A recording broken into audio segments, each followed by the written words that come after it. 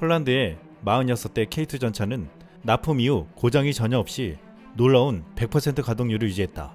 이 완벽한 성능은 타의 추정을 불허하는 신뢰성을 입증해 보였다. 폴란드는 지난 2022년 K2 전차를 계약하고 불과 3개월 만에 초고속으로 납품을 받았습니다. 1단계 계약에 따라 K2 전차 46대가 올해 중반까지 인도되었는데 지금 놀라운 반응이 나오고 있습니다. 지금까지 인도된 46대 전차가 전혀 고장 없이 100% 가동률을 보인다는 것은 그동안 유럽에서는 절대 볼 수 없었던 엄청난 일이라는 것입니다. 현재 나토 훈련이 계속되면서 K2 전차는 폴란드 내에서는 물론 나토 연합훈련에 연이어 동원되면서 기동성과 사격 성능을 뽐냈습니다. 폴란드에서는 첫 인도부터 2년이 가까워지는 시점에서 K2 전차가 빠른 납기와 뛰어난 성능과 더불어 이제는 100% 가동률까지 놀라운 장점으로 떠오르고 있습니다. 얼마 전 프랑스 마크롱 대통령과 유럽의 방산 관계자들은 지구 건너편에서 온 전차를 사는 것보다는 유럽산을 사야만 빨리 수리보수가 가능하고 가동률을 높일 수 있다고 자신했습니다. 하지만 지금 이 주장을 완벽하게 깨는 결과가 눈앞에 나타나고 있습니다. 루마니아의 군사매체 디펜스 루마니아는 지난 9월 10일 독일의 판저우비츠 2000 자주포 사용 문제라는 제목으로 현재 우크라이나 전장에서 서방의 자주포가 어떤 문제에 봉착했는지를 신랄하게 폭로했습니다. 매체는 우크라이나 군 관계자들은 이미 독일에서 납품된 무기 시스템의 예비 부품이 부족하다는 우려를 표명했다고 했습니다. 독일신문 빌트에 따르면 독일, 네덜란드, 이탈리아가 공급한 곡사포의 상당 부분이 현재 심각한 마모로 인해 사용이 불가능하다고 했고 거의 2년 동안 전투에서 이 자주포를 사용해온 2명의 우크라이나 포병사령관은 예비 부품 상황을 재앙적이라고 묘사했습니다. 한 우크라이나 포병은 판자우비츠 2000에 대해 훌륭한 시스템이지만 마모도가 높습니다. 우리는 일정 시간이 지나면 포신을 교체한다는 신호를 보냈지만 부품 부족으로 인해 교체가 더디게 진행되고 있습니다. 라고 말했습니다. 빌트는 독일이 제한된 수의 총량만 제공하고 있으며 우크라이나 자주포 일부를 복구해야 하는 긴급한 요구에 초점을 맞추고 있다고 보도했습니다. 그러나 우크라이나 포수들은 포신만이 유일한 문제는 아니라며 다른 부품도 교체해야 하지만 관리적 지연으로 인해 조달이 느려지고 특정 부품만 사용이 승인되고 있다고 했습니다. 현재 생산이 중단된 판저비츠 2000은 우크라이나 전쟁 전에도 수리와 부품 공급이 제대로 되지 않아 가동률이 매우 낮았는데 이번 전쟁에서도 그 취약성이 그대로 드러나고 있습니다. 이미 그동안 유럽에서는 유럽산 전차나 자주포 등을 운영하면서 부품 및 유지 보수가 제대로 되지 않아 50%도 채 안 되는 가동률을 보여왔습니다.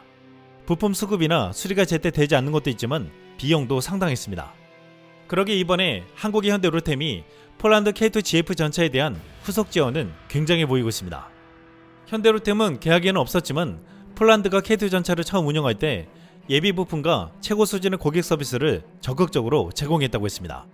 현대로템은 포즈나 훈련센터에 한국에서 파견한 인력과 현지 전문 인력으로 기술 지원을 하고 K2 전차를 하역하는 그단스강 인근에 20여 명 규모의 정비센터를 구축했습니다. 이런 지원은 그동안 유럽에서는 받아보지 못한 서비스였습니다.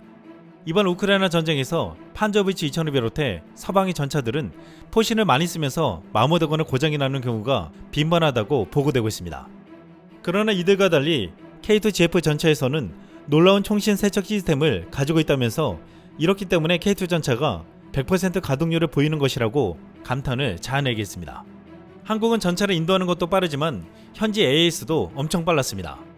많은 나라들이 한국산 무기를 도입하면서 현지 생산과 기술 이전을 원한 이유가 바로 여기에 있다고 했습니다. 또한 K2 전차는 지난 나토의 드래곤 24 훈련에서 가파른 지형을 정복하고 400에서 500km의 무정지 임무를 완수하며 놀라운 성능을 입증했습니다.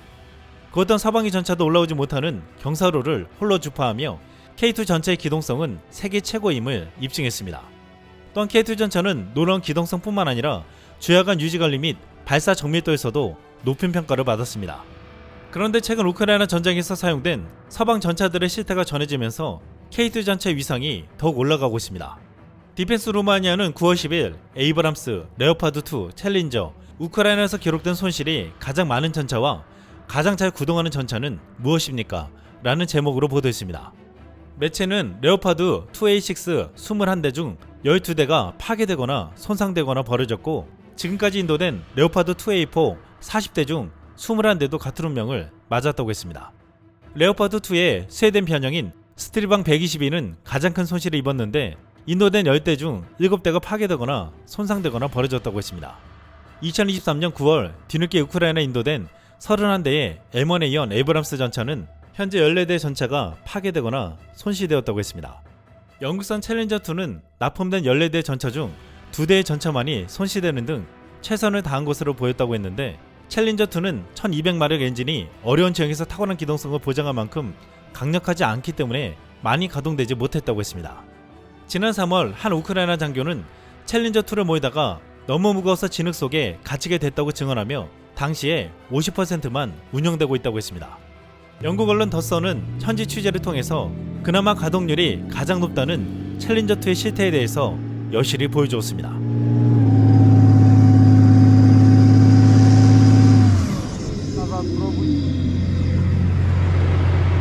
So even just on a training exercise, we've seen the main problem that the Challenger's been facing here in Ukraine, and that's its mobility. It keeps getting stuck in the mud. And if you have a look at the terrain, it's this soft, deep, rich black soil that's been proving problematic for it in this war.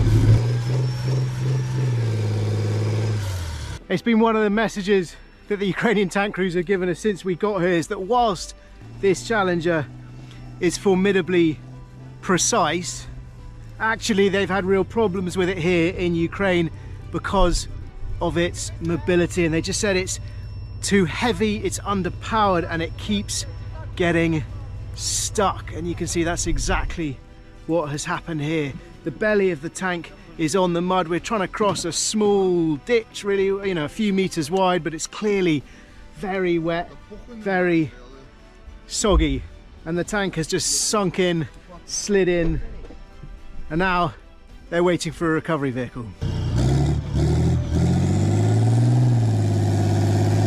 챌린저2와 함께 대부분 손실되거나 파괴된 서방의 전차들도 진흙을 이겨내지 못했습니다. 지난해 폴란드가 왜 가장 강력하다는 미국의 에이브람스 전차 대신 한국의 K2 전차와 K9 자주포를 러시아 최전방에 배치했는지를 궁금해했습니다. 이것은 폴란드 현지에서도 마찬가지였는데, K2 전차를 받은 16사단 내의 한 전차 소대장이 그 이유를 상세히 말해주었습니다. Witam Państwa serdecznie, dowódca pierwszego plutonu czołgów, podporucznik Jakub Kędziora. Panie poruczniku, proszę opowiedzieć nam o tych czołgach, które stoją za nami. Za nami mamy zaprezentowane czołgi K2 produkcji koreańskiej produkowane przez firmę Hyundai Rotem, która w tej chwili nadal w Morągu prowadzi pracę nad tymi czołgami i przygotowuje je tak, żeby były gotowe w 100% do podjęcia na nich pracy przez nasze przeszkolone załogi. Właśnie jak wygląda samo wdrożenie tych czołgów w pracę brygady? Jakby macie te czołgi i jak będzie wyglądało teraz dostosowanie ich do tego, co macie? Jak wygląda takie wdrożenie nowego sprzętu do waszej jednostki? Oczywiście zaczynamy od przeszkolenia załóg do tego, żeby były w stanie wykonywać zadania na tych czołgach. W tej chwili takie szkolenie odbywa się w Korei. Po przyjeździe tych załóg na pewno będą te załogi przekazywać tę wiedzę, którą zdobyli w Korei na szkoleniu nam, a my następnie kolejnym żołnierzom, którzy będą wstępowali w szeregi naszej jednostki i szkolili się w batalionie czołgów. Proszę powiedzieć coś o parametrach technicznych tego czołgu. Czołg, który stoi z nami, ma 55 ton wagi. Docelowo, z tego co wiemy, po modernizacji do standardu K2PL ta masa może wzrosnąć do około 60 ton. Silnik to jest 1500 koni mechanicznych, co pozwala, że tak powiem, na bardzo sprawne poruszanie się w terenie tego czołgu. Skuteczność strzału? Jeżeli chodzi o skuteczne prowadzenie ognia z armaty, to jest to, co nas głównie interesuje, to jest to do 3 km. Proszę mi powiedzieć odnośnie czołgów Abrams, jakie jest porównanie między K2 i Abrams? Czym się różnią i w czym są lepsze Abramsy, a w czym K2? Cóż, oczywiście czołgi Abrams są zdecydowanie czołgami cięższymi niż czołgi K2. W związku z tym, z tego co rozumiem, jakby rozlokowanie czołgów K2 na terenie północno-wschodniej Polski jest jak najbardziej logicznym rozwiązaniem ze względu na to, jakie jest tutaj ukształtowanie terenu. Czołgi Abrams są dosyć mocno opancerzone, w związku z tym są też troszeczkę mniej mobilne. Natomiast zarówno załogi na czołgach Abrams, jak i czołgach Leopard, również bardzo podobnych do czołgów Abrams, chwalą sobie również pracę na tych dwóch czołgach. Proszę powiedzieć, jaka jest różnica między tym, co stoi obecnie na placu, a tym, co miał Pan przyjemność już w swojej służbie te czołgi. Jeżeli mogę wypowiadać się za siebie, to miałem przyjemność służby na czołgach T-72 M1R, czyli w wersji zmodyfikowanej. Służba na nich była przyjemna, natomiast na pewno na tych czołgach będzie ten komfort zdecydowanie zwiększony.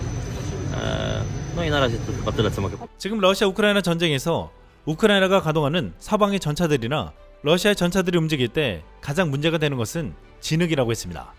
지난 3월 우크라이나 정찰 드론이 쿠르스크 지역에서 진흙 속에 갇힌 러시아 전차 2대를 발견했고 결국 드론에 의해 파괴되었습니다. 또한 진흙에 갇혀 빠져나오지 못하는 러시아 전차들의 모습이 연이어 목격되었습니다.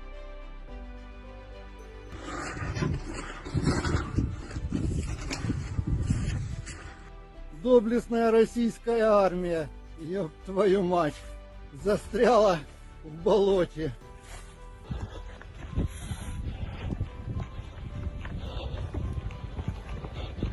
지난해에는 2010년대에 제작된 영국 조립형 핀즈가우어 벡터 장갑차가 돈바스의 심한 진흙으로 인해 고장나는 장면이 목격되기도 했습니다. 이런 상황 속에서 우크라이나 군인과 정치인들로부터 여러 번 칭찬을 받은 무기가 K9 자주포 차체를 가지고 만든 크랩 자주포라고 했습니다. 크랩 자주포는 최전선에 나서면서 진흙정에서도 어려운 장애물을 극복할 수 있었다고 했습니다. 현지에서 제조업체는 크랩이 포장도로에서 최대 60km까지 가속할 수 있다고 말했지만 우크라이나 군인들은 실제로는 최대 70km까지 더 빠른 속도에 도달했다고 말했습니다. 이것은 모두 K9 자주포의 차체에서 나온 놀라운 힘이었습니다. 실제 전장에서 우크라이나군이 크랩 자주포를 운영하는 영상이 공개되었는데 이 영상 인터뷰에서 우크라이나 병사들이 얼마나 이 자주포를 신뢰하는지를 알 수 있었습니다. На задньому плані самохідна артилерійська установка 155 мм краб, це польського виробництва. Тут швидкість наведення, прив'язка, точність стрільби. Ця машина досить гарна машина. Дальність стрільби. Ми дуже нею довольні. Дуже маневрено,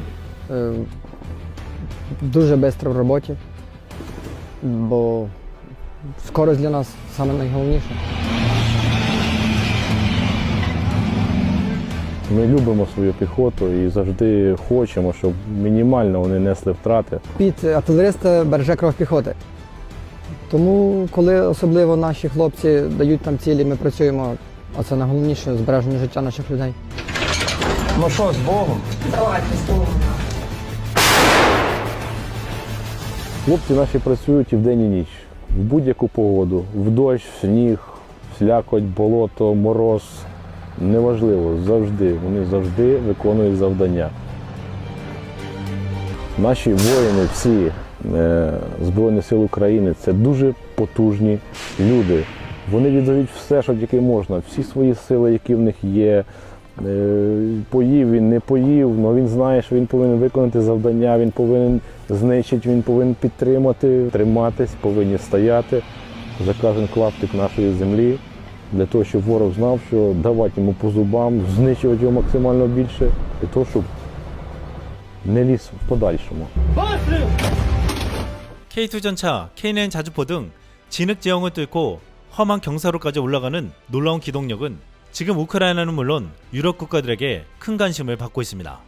또한 무엇보다 고장나면 바로 수리해주고 부품도 빠르게 공급해주는 에이스까지 한국은 수출 강국으로서의 면모를 방산에서도 유감없이 뽐내고 있습니다. 이상 쓸망이었습니다.